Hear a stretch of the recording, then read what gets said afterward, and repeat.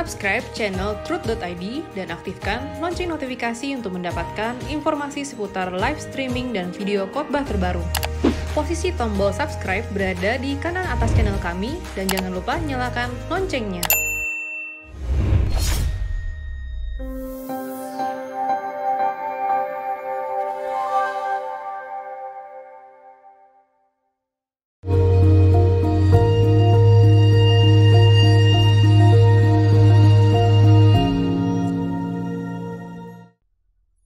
Shalom saudaraku, Anda bertanya Alkitab menjawab episode yang ke-112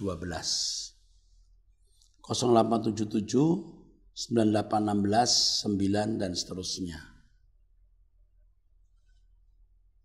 Salam, saya dari Surabaya.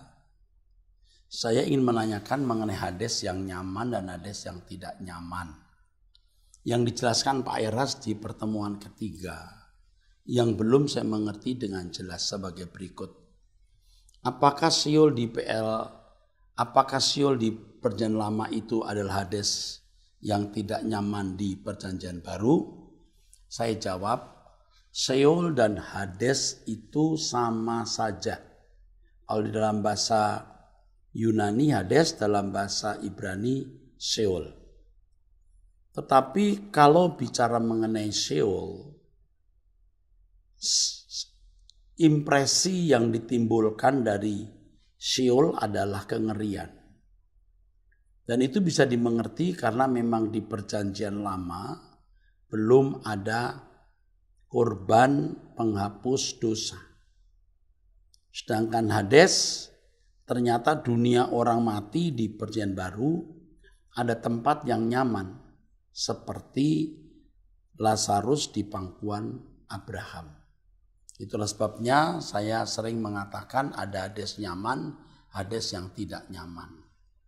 Tetapi kalau di Perjanjian Lama karena belum ada korban penghapus dosa oleh Tuhan Yesus, maka kata siul selalu mengisyaratkan keadaan ngeri. 2. Pak Eras, bagaimana kriterianya bila seorang meninggal dunia bisa masuk hadis nyaman atau hadis yang tidak nyaman? Contohnya orang tua kita yang sudah di usia lanjut baru menerima Tuhan Yesus, apakah beliau bisa masuk hadis nyaman? Bisa saja kalau selama hidup di dunia memiliki perbuatan baik, mengasihi orang seperti diri sendiri, tidak menjahati orang, dan seterusnya. Dan masalah kriteria ini tentu saja tergantung dari pertimbangan penilaian Tuhan, bukan kita. Oleh sebab itu, selama kita hidup, kita harus berbuat sebaik-baiknya. Keselamatan memang bukan karena perbuatan baik. Keselamatan adalah anugerah. Kalau Yesus tidak mati di kayu salib, semua orang masuk neraka, tidak ada penghakiman. Dengan Yesus mati di kayu salib, maka ada penghakiman. Bagi kita harus sempurna seperti Bapa serupa dengan Yesus. Bagi orang di luar Kristen bisa cukup baik dan itu membuat mereka bisa masuk dunia akan datang sebagai anggota masyarakat. Ketiga, apakah semua yang masuk hadis tidak nyaman saat penghakiman nanti semuanya pasti semua yang masuk neraka? Jelas. Nah, jawaban dari pertanyaan ini ada terkait dengan pertanyaan berikut dari 0813 20 20 6 dan seterusnya. Salam, saya mau tanya pengadilan untuk orang mati kapan? Saat akan ke Hades atau saat Tuhan Yesus datang kedua kali? Sebenarnya kita tidak tahu urut-urutan kapan penghakiman itu berlangsung. Tetapi pasti ada. Kalau Alkitab berbicara mengenai penghakiman, yang hendak dikemukakan adalah fakta bahwa setiap orang harus mempertanggungjawabkan perbuatannya selama hidup di dunia ini. Itu yang penting. Ada pertanggungjawaban. Tapi soal kapan itu tidak perlu kita persoalkan, sebab kalau penghakiman itu ada di luar waktu setelah mati, kita sudah tidak bisa bicara soal kronos atau urut-urutan. Sebenarnya sejak di dunia ini orang juga sudah kelihatan dirinya membawa hidupnya kepada kebinasaan atau membawa hidupnya kepada kehidupan.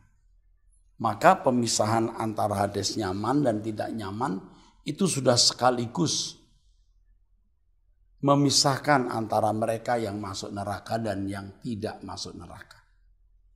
Oke, puji Tuhan, cukup. Dari 0812, 50, 60 dan seterusnya. Salam Pak Eras, saya senang mendengarkan khotbah-khotbah Bapak dan senang mengikuti pelajaran-pelajaran Bapak yang Bapak paparkan di Ekumene Bible Course. Barusan Bapak menjelaskan LB3 dengan gambaran sistem galaksi, di mana bumi yang berada pada sistem tata surya matahari kita yang ada pada galaksi Milky Way akan hancur. Lalu Tuhan Yesus menyediakan tempat bagi murid-muridnya, suatu langit baru dan bumi yang baru, yang kemungkinannya adalah sistem tata surya baru pada suatu sistem galaksi yang lain. Terhadap kemungkinan yang Bapak gambarkan ini, saya lalu ikut berpikir bahwa dalam langit baru bumi baru nanti, kemungkinannya juga akan ada benda penerang di langit secara fisik yang menerangi bumi layaknya matahari dalam sistem tata surya kita sekarang. Dalam lagu Pulang yang Bapak ciptakan, LB3 itu digambarkan sebagai hamparan padang hijau yang tak bertepi di suatu tempat yang mataharinya adalah Tuhan sendiri. Dari dua gambaran Bapak lewat sistem galaksi dan lewat lagu Pulang, saya hampir mendapatkan gambaran utuh tentang langit baru, bumi baru, namun menjadi kabur lagi karena benturan pengertian atas penerang di LB3 antara matahari fisik dan Tuhan sebagai matahari. Sebab kedua pengertian ini akan membawa konsekuensi logis yang berbeda. Jika penerangnya adalah Tuhan sendiri, maka keadaannya akan siang terus dan tidak ada penanda waktu. Jika penerangnya adalah matahari fisik, maka akan tak pada siang dan malam sebagai penanda waktu. Demikian Pak Eras, mohon mendapatkan penjelasannya lebih lanjut, Tuhan memberkati.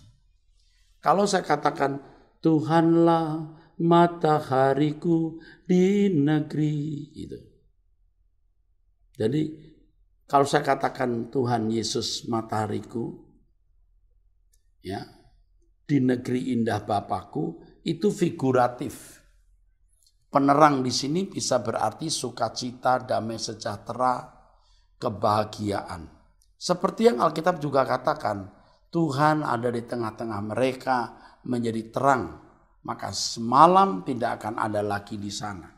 Itu bisa figuratif. Dan tidak berbenturan kalau tidak ada malam hari.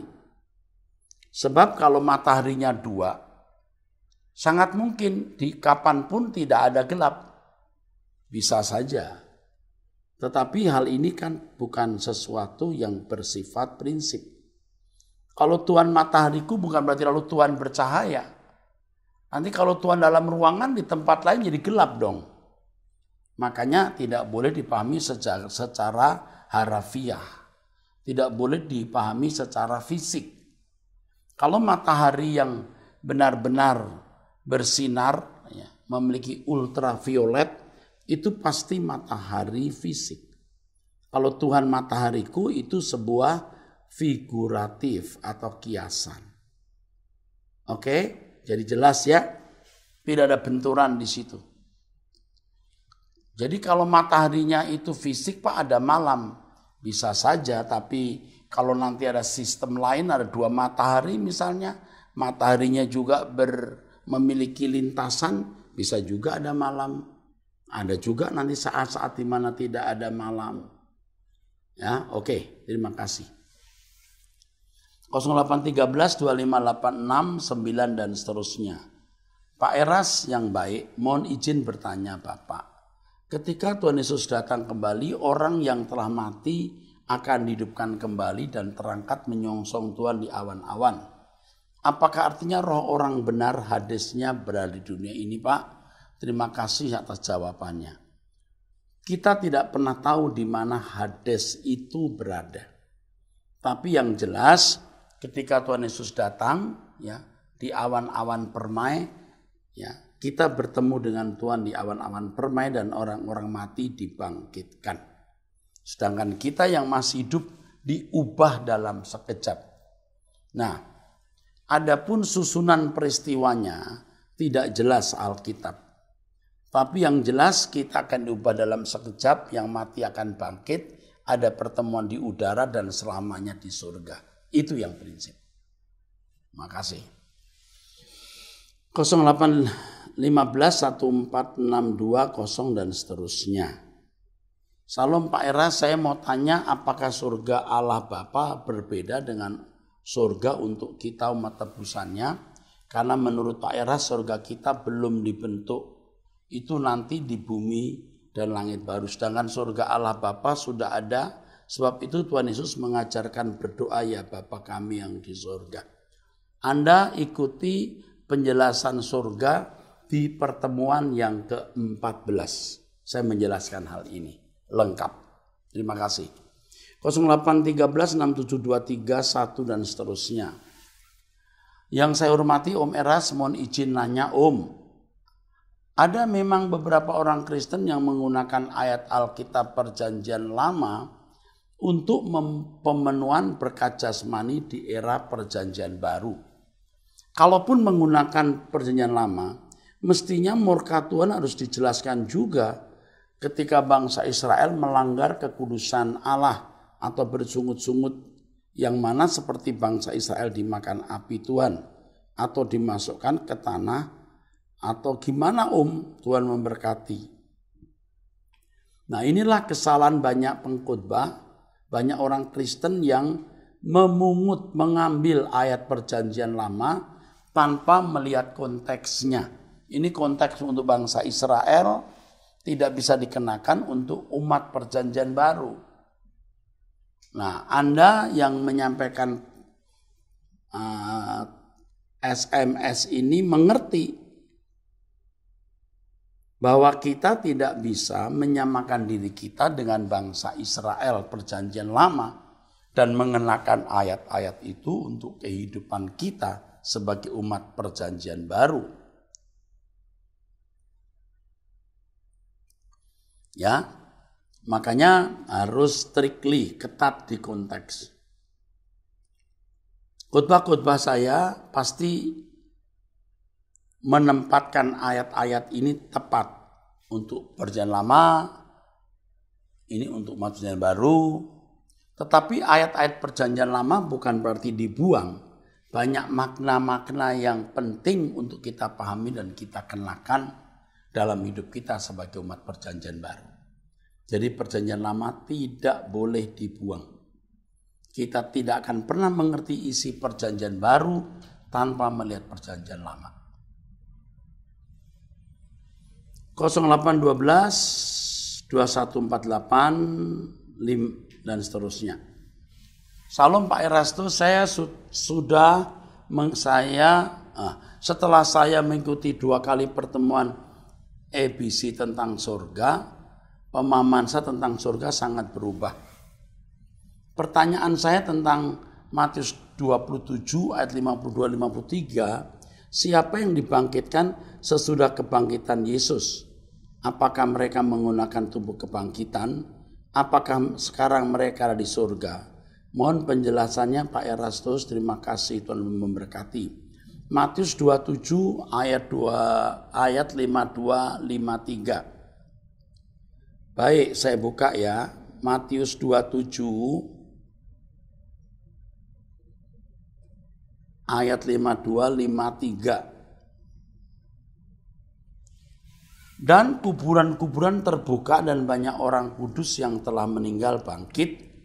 Dan sesudah kebangkitan Yesus mereka pun keluar dari kubur lalu masuk ke kota dan menampakkan diri kepada banyak orang. Ayat ini tidak bisa dibantah, merupakan kebangkitan pertama, kebangkitan fisik. Ya. Dan orang-orang ini masuk kota dan orang melihat, jadi fisik. Yang saya pahami orang-orang saleh ini seperti Abraham, Samuel, dan lain-lain. Yang kemudian yang saya pahami pasti mengalami pengangkatan seperti Henokh, Elia, Musa. Nah ini bisa dikaitkan dengan 24 tua-tua di sekeliling tahta anak domba itu. Apakah itu mereka? Bisa saja. Tetapi inilah kebangkitan pertama orang-orang saleh dan mereka juga yang bisa saja diangkat seperti Henokh, Elia, Musa, dan Elia. Oke, itu yang saya pahami. Jadi mereka sudah di surga? Ya, sudah di surga. Itulah kebangkitan pertama. 0859, 54, 856, dan seterusnya. Salam Pak Era, saya mau tanya untuk khotbah di Ekumene Bible Course tentang surga yang baru saja selesai. Bahwa Bapak mengatakan jika setelah pengangkatan terjadi, tidak ada terjadi antikris. Karena selama ini yang pernah saya dengar bahwa antikris memerintah setelah rapture terjadi. Jadi yang benarnya bagaimana Pak? Dan satu pertanyaan lagi Pak, jika setelah Yesus datang tidak ada pemerintahan bersama-sama di bumi, lalu bagaimana dengan yang namanya kerajaan 1000 tahun? Maksudnya bagaimana itu Pak? Mohon penjelasannya ya Pak, agar pengertian saya tentang Alkitab tidak jadi salah. Terima kasih, Tuhan Yesus memberkati. Dua pertanyaan yang sangat cerdas ya mengenai kapan antikris muncul dan bagaimana kerajaan 1000 tahun. Dan ini akan saya bahas khusus dalam seminar nanti. Tunggu waktunya. Terima kasih. Kalau saya jawab sekarang, nanti jawaban saya tidak jelas, malah Anda tambah bingung. Harus dibangun secara lengkap. Oke, 0895 3975 9 dan seterusnya. 0895 3970 59 dan seterusnya. Salam Pak, saya adalah salah satu pengikut Ekumene Bible Course dari Malang. Mohon pencerahan tentang 1 Petrus 1:17. Dia yang tanpa memandang muka menghakimi semua orang menurut perbuatannya. Kalau dibandingkan dengan ayat-ayat yang Bapak ajarkan di pelajaran tentang surga, orang percaya diangkat langsung ke surga. Apakah itu berarti orang percaya bebas dari penghakiman? Terima kasih Bapak atas penjelasannya.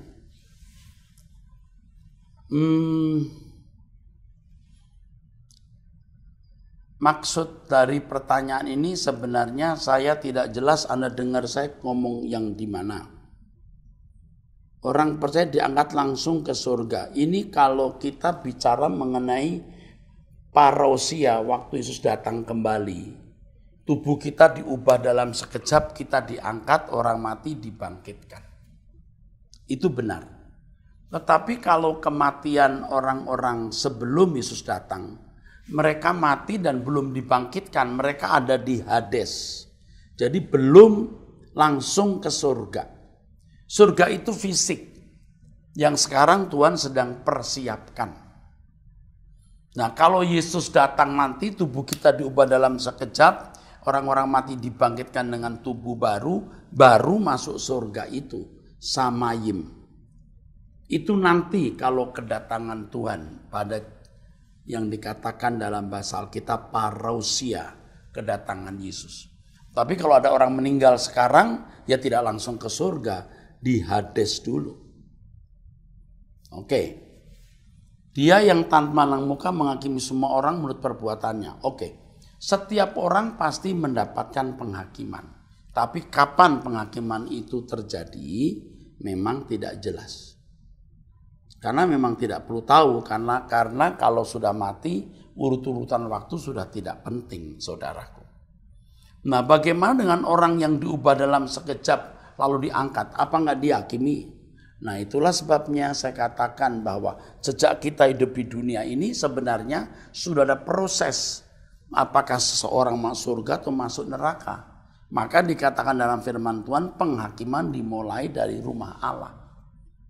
Sebab sebenarnya sejak kita di dunia ini kita sudah mengarahkan kita ke surga atau ke neraka, sudah mengarahkan diri kita. Sehingga pada waktu kita mati sudah jelas hadis nyaman atau hadis yang tidak nyaman. Jadi kalau Alkitab bicara mengenai adanya penghakiman, Alkitab hanya mau menunjukkan fakta bahwa setiap orang harus mempertanggungjawabkan hidupnya selama di dunia ini. 0819 3825 5 dan seterusnya. Mau nanya, gimana kalau kita posisi Saul, ya, Raja Saul maksudnya. Seseorang yang tadinya diberi Allah jadi orang nomor 1 di Israel, tapi berbuat kesalahan, akhirnya 1 Samuel 13-14 menimpa kita. Bisakah keadaan pulih kembali seperti sebelum kita berbuat salah? 1 Samuel 13-14. 1 Samuel 13-14.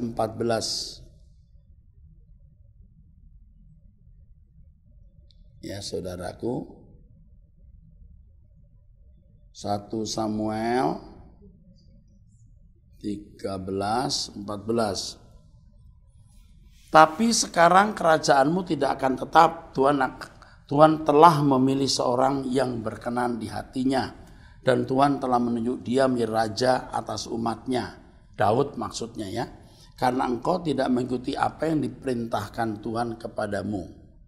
Nah pertanyaannya adalah, bisakah keadaan pulih kembali seperti sebelum kita berbuat salah? Kalau untuk Saul tidak bisa, untuk Yudas tidak bisa. Tapi untuk saudara mungkin masih bisa. Untuk kita mungkin masih bisa. Kita tidak tahu seberapa kadar kesalahan orang itu. Kalau sampai tingkat menghujat Roh Kudus, artinya stadium di mana dia tidak bisa diperbaiki lagi. Tidak bisa. Bukan karena Allah tidak mau memperbaiki, tapi kerusakannya sampai pada taraf tidak bisa diperbaiki. Dan ini tingkat menghujat Roh Kudus. Tidak bisa diperbaiki. Jadi tidak bisa. Oke. Dari 0838, 359, 4 dan seterusnya. Salam, saya pernah mengikuti seminar akhir zaman di mana dijelaskan bahwa akan ada 7 tahun masa kesusahan besar yang dibagi dalam 3,5 tahun pertama, 3,5 tahun kedua. Setelah 3,5 tahun pertama akan ada pengangkatan atau rapture. 3 tahun yang kedua dalam masa antikris menguasai dunia. Di akhir 3,5 tahun kedua, Tuhan Yesus akan datang diiringi malaikat-malaikat, menginjakkan kakinya di bumi dan memerangi antikris dan sekutunya. Antikris dikatakan dan dimulainya kerajaan. Antikris dikalahkan dan dimulainya kerajaan 1000 tahun di mana Yesus menjadi raja di bumi. Setelah 1000 tahun, iblis dilepaskan dan terjadilah perang lagi, yaitu perang Gog dan Magog, di mana iblis dikalahkan selama-lamanya. Lalu langit dan bumi akan dihancurkan dan diganti dengan langit dan bumi yang baru. Pertanyaan saya, apakah pengertian di atas benar Alkitabiah? Karena selama ini saya mengikuti pengajaran Pak Eras, beliau sama sekali tidak pernah menyinggung kerajaan 1000 tahun. Beliau selalu menekankan LP3. Terima kasih untuk pertanyaan dan Anda orang cerdas. Akan saya jawab nanti pada seminar khusus mengenai kerajaan 1000 tahun, mengenai rapture dan sekitarnya. Tuhan memberkati. Terima kasih. Dari 0813 2586 9 dan seterusnya. Bapak Erastus yang baik, Bapak bagi kami sudah menjadi mentor saya sejak lama, sekitar tahun 2008. Wah, udah 12 tahun ya. Saya sudah mendengarkan khotbah Bapak baik lewat radio, podcast yang lama dan Truth. Khotbah Bapak saya download termasuk CD saya kumpulkan. Saya selalu dengarkan ulang setiap hari sampai sekarang. Itu semua telah membangun rohani saya dan istri mempunyai tujuan yang jelas untuk diperjuangkan. Walau proses mendandani manusia batinnya sudah lama, masih saja kadang gagal untuk menjadi benar dan masih dalam perjuangan dan pergumulan. Saya belajar dan rindu menjadi saluran kebenaran bagi orang sekeliling kami. Ada satu pertanyaan Pak Eras. Tuhan Yesus telah menjadi corpus delicti bagi pelanggaran yang telah dilakukan Lucifer sebagai bintang timur. Apakah kita orang benar menjadi bagian dari corpus delicti atas pelanggaran sepertiga para malaikat yang diseret Lucifer itu? Sehingga jumlah penggenapan corpus delicti baru Tuhan Yesus datang kembali. Setelah penggenapan corpus delicti baru Tuhan Yesus datang kembali. Menunggu jumlah orang benar genap sebanyak sepertiga malaikat yang terseret itu. Doa kami untuk Bapak, semoga Tuhan Yesus memberi anugerah umur panjang untuk menyuarakan hati Bapak di surga sehingga penggenapan segera terwujud. Terima kasih Pak Eras telah memberi air hidup yang tak ternilai bagi kami semua. Semoga kita semua bertemu di keabadian bersama yang mulia Tuhan Yesus Kristus. Sola Gratia. Sola Gratia. Ini tulisannya udah kayak bahasa khotbah saya nih ya. Oke. Jumlah corpus delicti harus genap, Tuhan baru datang. Apakah disesuaikan dengan jumlah malaikat yang jatuh? Tidak jelas, tapi bisa jadi. Tidak jelas, tidak pasti, tapi boleh jadi. Kita tidak tahu berapa jumlah malaikat yang jatuh. Tetapi saya lebih cenderung tidak. Karena yang jadi corpus delicti itu Yesus atas kesalahan Lucifer. Dan kita orang-orang yang harus seperti Yesus untuk menggenapi ya, jumlah corpus delicti. Kalau dikaitkan dengan jumlah malaikat yang jatuh silahkan. Tetapi jangan dijadikan kepastian. Yang pasti adalah bahwa kita harus mengikuti teladan Tuhan kita Yesus Kristus dalam segala hal. Terima kasih. Dari 0819 52 84 9 dan seterusnya. Salam Pak, saya tanya apakah alam maut, Hades atau Sheol, pangkuan Abraham, tempat yang tidak nyaman, tentu tempat ada di luar ruang dan waktu seperti halnya LB3. Mohon penjelasannya Pak, thank you. Saya tanya apakah alam maut, Hades, strip Sheol, pangkuan Abraham, tempat yang tidak nyaman, tentu tempat ada di luar ruang waktu seperti halnya LB3. Begini, alam maut sama dengan Hades. Dalam terjemahan bahasa Ibrani, Sheol, sama. Hanya Sheol sering mengisyaratkan keadaan yang mengerikan, sedangkan Hades tidak. Dan saya sudah menjelaskan Hades dibagi dua, nyaman dan tidak nyaman. Pangkuan Abraham ini termasuk Hades yang nyaman. Ini semua ada di luar ruang kita, betul? Dan di ruang waktu kita, betul? Di luar ruang kita karena kita tidak tahu di mana Hades berada, ya. Di luar ruang kita, di luar waktu kita, jelas nanti baru semua akan dipenuhi setelah dunia ini berakhir. Puji Tuhan. Oke saudaraku, dari 0853 6169 5 dan seterusnya ya. Dari Kerawang. Salam Pak Era, saya peserta EBC, Ekumene Bible Course. Saya ingin mengajukan pertanyaan mengenai Kejadian 3:24 sehubungan dengan pemaparan Bapak di EBC Surga pertemuan ke-9 di menit 1:32:16. Menit yang pertama 32 detik 16 second gitu kali ya. Di mana seharusnya Adam dan Hawa lebih banyak menginput dirinya dengan kebenaran buah kehidupan. Apakah kerup dengan pedang yang menyala-nyala dan menyambar-nyambar merupakan simbol-simbol seperti pada kitab apokaliptik yang merujuk pada kejadian di mana roh Allah undur, ya, tidak boleh dijangkau, dijumpai dengan leluasa lagi oleh manusia. yang mengakibatkan manusia tidak bisa menemukan kemuliaan Allah yang hilang.